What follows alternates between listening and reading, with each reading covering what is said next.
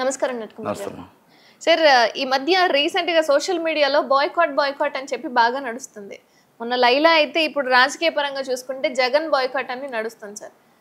అసలు ఏమంటారు జగన్ బాయ్కాట్ అంటే? ఎందుకంటే అసెంబ్లీకి వచ్చి ఆయన వెళ్ళిన తరుణం ఏదైతే ఉందో దాన్ని చూసుకుంటే జగన్ బాయ్కాట్ అన్న పదానికి మీ అభిప్రాయం ఏంటంటారు? అసలు ఇప్పుడు జగన్మోహన్ రెడ్డి గారు అసెంబ్లీలో ఎమ్మెల్యే, ప్రధాన ప్రతిపక్ష నాయకుడు, అంటే ఇంకో పక్షం లేదు కాబట్టి ఇంకో పక్షం లేదు కాబట్టి ప్రధాన ప్రతిపక్ష నాయకుడు.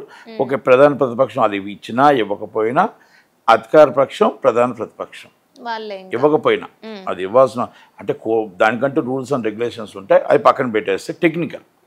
కానీ ప్రధాన ప్రతిపక్ష పార్టీ వైసీపీ తప్ప ఇంకో పార్టీ లేదు అసెంబ్లీలో. బయటకు వచ్చేటికి కాంగ్రెస్ ఉంది, సిపిఎం, సిపిఐ అన్నీ ఉన్నాయి. 11 సీట్లతో వాళ్ళు ప్రధాన ప్రతిపక్షం ఉన్నారు. ఎమ్మెల్సీలో టాప్ మెజార్టీతో వాళ్ళు ఉన్నారు. ఇది వైసీపీ వాళ్ళు. ఇప్పుడు అసెంబ్లీ అంటే ఏముంది, మనకి ఒక దేవాలయం. ఆ దేవాలయంలో అధికార పక్షం ప్రతిపక్షం రెండు. అక్కడ మనం టోటల్గా ప్రజలకు ఏమి కావాలి, ప్రజలకు ఏ విధంగా న్యాయం జరగాలి, ప్రజలకు ఏ విధంగా మంచి జరగాలని ఒక ఆలోచన చేసి దాన్ని ఏమైనా వాళ్ళు తప్పు చేస్తుంటే ప్రతిపక్షం అధికార పక్షం తప్పు చేస్తే ప్రతిపక్షం ఖండించి మనం వాళ్ళని వాదించి ప్రజలకు న్యాయం చేసేటట్టు చూడాలి. ప్రతిపక్షం రాను అంటే కరెక్ట్ కాదు. వచ్చారు, ఇవాళ మాట్లాడారు, వెళ్ళారు, నినాదాలు చేశారు, మాకు కావాలి, ప్రతిపక్ష హోదా కావాలి కావాలి కావాలి కావాలి అని జిందాబాద్ జిందాబాద్ అన్నారు. గవర్నర్ ప్రసంగం నుంచి మేము వాకౌట్ చేస్తున్నాం, బాయ్కాట్ చేస్తున్నాం అన్నారు.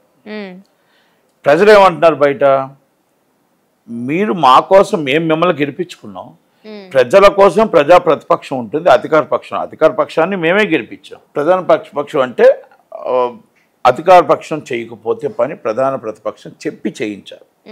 అంటే ఇది నువ్వు అన్యాయం చేస్తున్నావు, ఇది చేస్తున్నావు అని అడిగారు. నువ్వు నీ సొంతంగా నీకు ప్రధాన ప్రతిపక్షం ఇవ్వలేదు, ప్రతిపక్ష హోదా ఇవ్వలేదు. అది రాజ్యాంగం, ఒక పార్లమెంటు, ఒక అసెంబ్లీ, కాన్స్టిట్యూషనల్ లా ఏం పర్మిట్ చేస్తుందో దానికంటూ బుక్స్ ఉంటాయి. అవన్నీ కూడా దాన్ని చూసుకొని రూల్స్ అండ్ రెగ్యులేషన్స్ అనేది కొన్ని టెక్నికల్ ఆస్పెక్ట్స్ ఉంటాయి. దానికోసం మీరు పోరాడే బదులు అధికార పక్షం ఏం చేస్తుంది, ఆ రోజు హామీలు ఏమిచ్చింది, ఉచిత బస్సు ప్రయాణం ఇస్తాను అన్నది. మీరు అసెంబ్లీలో ఎందుకు ఎండగట్టట్లేదు? ఆల్రెడీ మీకు మొత్తం టోటల్గా వాలంటీర్స్కి 10,000 జీతం ఇస్తాను అన్నది. మీరు వాలంటీర్స్ కోసం ఎందుకు పోరాటలేదు? అలాగే మీ భారీ పరిశ్రమలు తీసుకొస్తానన్నది, ఎంప్లాయ్మెంట్ ఇస్తానన్నది, నిరుద్యోగ వృత్తి ఇస్తానన్నది, మరి అలాగే అమెరికన్ కాన్సులేట్ తీసుకొస్తానన్నది, ఎక్కడెక్కడో ఉన్న పిల్లలందరికీ ఇక్కడే ఉద్యోగాలు ఇస్తాను అన్నది. పిల్లలందరూ మొత్తం అమెరికా వెళ్ళటానే అమెరికా కాన్సులేట్ చేసి మనకు ఇంటర్నేషనల్ ఫ్లైట్స్ అన్ని ఎవరిని చేసి భోగాపురం నుంచి అప్ టు గన్నవరం నుంచి బాయ్ చెప్పి తల్లిదండ్రులు హాయిగా ఇంటర్నేషనల్కి పంపిస్తానని చెప్పింది. ఇలాంటివన్నీ మీరు ఎందుకు చేయలేదు అని అడగాలి తప్ప, ప్రజల కోసం ప్రజల శ్రేయస్ కోసం మిర్చియాడి వెళ్ళారు, మంచి పనే చేశారు. అది గిట్టుబాటు ధర అడగరు. రైతు బంధు వేయలేదా, రైతుల కోసం పోరాడండి, మరి కౌలు రైతుల కోసం వేయలేదా, ఇవన్నీ మాట్లాడండి. ప్రతి దానికోసం మాట్లాడి ప్రజల కోసం మాట్లాడండి. మాకు 11 సీట్లు అంటున్నారు, ఒక్క సీటుతో 100. మీరు జగన్మోహన్ రెడ్డి గారు మీ ఒక్క సీటు 100 మందితో సమానం. మీరు గతం గుర్తు చేసుకోండి. 26 మంది ఎమ్మెల్యేలతో 294 మంది ఎమ్మెల్యేలు ఉంటే ఉమ్మడి రాష్ట్రంలో 26 మంది ఎమ్మెల్యేలతో పీజీఆర్ వస్తున్నాడంటే, అంటే పి జనార్దన్ రెడ్డి గారు వస్తున్న గడగడలాడించిన రాష్ట్రం. అంటే ఇదే చంద్రబాబు నాయుడు గారి గవర్నమెంట్ని గడగడలాడిచ్చారు. ప్రతిపక్షం అంటే ప్రధాన ప్రతిపక్షం అంటే అల్లాడిచ్చారు. అప్పుడు స్పీకర్గా, డిప్యూటీ స్పీకర్గా, రవాణా శాఖ మంత్రిగా ఇదే కేసీఆర్ గారు ఉన్నారు. రవాణా శాఖ మంత్రిగా కేసీఆర్ గారు ఉంటే, చీఫ్ మినిస్టర్గా చంద్రబాబు నాయుడు గారు ఉంటే అడ్లెక్కిచ్చాడు పీజీఆర్ 26 మంది ఎమ్మెల్యేలతో. అప్పుడు పిసిసి అధ్యక్షుడు రాజశేఖర రెడ్డి గారు, మీ నాన్నగారు 95 సీట్లతో అడలెక్కిచ్చాడు ఇదే చంద్రబాబు నాయుడు గారిని 2 టర్మ్స్. అది గుర్తుపెట్టుకోండి. మనకి అసెంబ్లీ దేవాలయం. ఓకే, అవమానపరుస్తున్నారు అంటున్నారా? మీరు ఒకప్పుడు అధికార పక్షంలో ఉండగా ఆయన అవమానించారు. ఆయన నిండు అసెంబ్లీలో బోరుమని ఏడ్చాడు. ఆ ఏడుపు ఆయనకు అధికార పక్షంలో కూర్చోబెట్టింది, మీరు యువతలు కూర్చోబెట్టింది. మీరు తీసుకొచ్చి ఆయన్ని అసెంబ్లీలో ఆయన నడి రోడ్డు మీద అరెస్ట్ చేశారు. అది ఆయన అరెస్టు మిమ్మల్ని అధికార పక్షం తీసుకొచ్చి ప్రతిపక్షం కూర్చోబెట్టింది. అధికార పక్షంలో ఆయన కూర్చోబెట్టింది. మీరు అవమానం అని భరించే బదులు ప్రజలు ఆలోచిస్తున్నారు, ప్రజలు గమనిస్తారు. వాళ్ళు మిమ్మల్ని అవమానిస్తూ ఉంటే వాళ్ళు ఒక సీటు ఒక మెట్టు దిగి వెళ్ళిపోయి మళ్ళీ మీరు అధికార పక్షానికి వెళ్ళడానికి అవకాశం ఉంటుంది. మీరు రోడ్డు మీద పోరాటం చేయండి, అసెంబ్లీలో మాత్రం మనం గర్జించాలి, అసెంబ్లీలో మాట్లాడాలి. అసెంబ్లీలో దానికి మనం సింగిల్గా జీవోలు పాస్ అవ్వడానికి ఉండకూడదు, అబ్జెక్షనబుల్ ఉండాలి, ఓర్పు అనేది ఉండాలి, సహనం ఉండాలి, అలాగే అబ్జెక్షనబుల్ ఉండాలి. ఆ ఓర్పు సహనమే మళ్ళీ 5 సంవత్సరాల గవర్నమెంట్కి వెంటనే చంద్రబాబు నాయుడు గారు గవర్నమెంట్కి వచ్చారు. అంటే గవర్నమెంట్కి వచ్చారు అంటే అనే బదులు మీరు ఇచ్చారు అని చెప్పొచ్చు. వచ్చారు కాదు, మీరు ఇచ్చారు. మీ నవ్వే ఆయనకి గవర్నమెంట్ ఇచ్చింది, మీ చిరునవ్వుతో ఆయనకి గవర్నమెంట్ ఇచ్చారు. ఇది ఏ మాట అయితే అనుకోండి.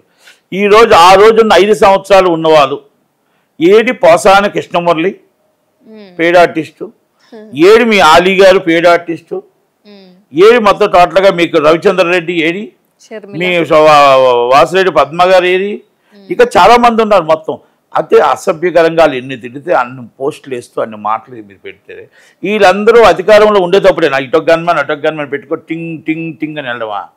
అంటే గన్మ్యాన్ లేకపోతే నడలేరా? జగనన్న సేవకుడిగా, జగనన్న సైనికుడిగా, పదవి లేకపోని, పార్టీ లేకపోని, గవర్నమెంట్ లేకపోని మిమ్మల్ని సైనికుడిగా భావించిన వాడే నిజమైన కార్యకర్త. పార్టీ ఉంటే ఒకలాగా, పార్టీ లేకపోతే ఒకలాగా, అంటే రాజకీయ వ్యభిచారం అంటారు దాన్ని, రాజకీయ వ్యభిచారం అంటారు. ఎందుకంటే ఏ పార్టీ ఉంటే ఆ పార్టీకి మారిపోయేవాడిని ఏమంటారండి? నమ్మక ద్రోహి అంటారు. కనుక దయచేసి ఇప్పుడైనా జగన్మోహన్ రెడ్డి గారు మీరు ఆలోచించుకోండి. మీరు ప్రజల కోసం పోరాడండి, ప్రజల పక్షాన పోరాడండి, ప్రజల కోసమే నిలబడండి. మీరు మీకోసం నిలబడే కార్యకర్తలను చూడండి, మీకోసం నిలబడే మనుషులను చూడండి. ఎందుకంటే గతంలో మీరు అందరూ కూడా ముందు చూడు రెడ్డి, వెనక చూడు రెడ్డి, ముందు చూడు రెడ్డి. నేను రెడ్డిని విమర్శించట్లేదు, కానీ గ్రూప్ 1 నుంచి ఐఏఎస్ నుంచి ఐపీఎస్ నుంచి మీ పార్టీ కోఆర్డినేటర్స్ నుంచి మీ పార్టీ ఎమ్మెల్యేల నుంచి ఆల్మోస్ట్ అందరికీ అధికారం అంతా రెడ్డిలకే ఇచ్చారు. డీజీపీ గారి దగ్గర నుంచి, మీరు ఆల్రెడీ చీఫ్ సెక్రటరీ గారి దగ్గర నుంచి, మీకు ఆల్రెడీ ఏమంటారు అబ్కారీ సెక్రటరీ గారి దగ్గర నుంచి చాలామంది so money is the people's అంటే రెడ్డి గారిని ఇచ్చారు.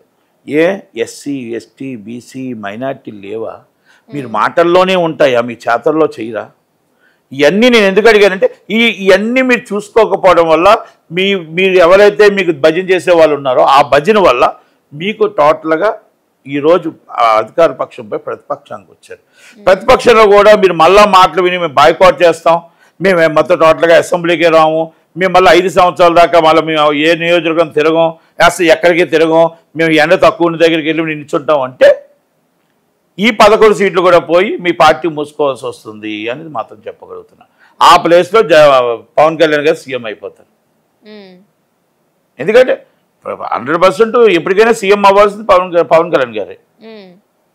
కూటమిలో ఉన్న ఒక కూటమి నుంచి బీజేపీ 2 బయటకు వచ్చినా సీఎం ఆయన అవుతాడు నెక్స్ట్ టైం. మీరు పోరాడితే మీరు సీఎం అవుతారు. జగన్మోహన్ రెడ్డి గారికి చరిష్మా ఉంది, జగన్మోహన్ రెడ్డి గారికి జనాల ఫాలోయింగ్ ఉంది, జగన్మోహన్ రెడ్డి గారికి మంచి పని చేశాడని ఒక పేరు కూడా ఉంది, చెడ్డ పని చేశాడని పేరు కూడా ఉంది.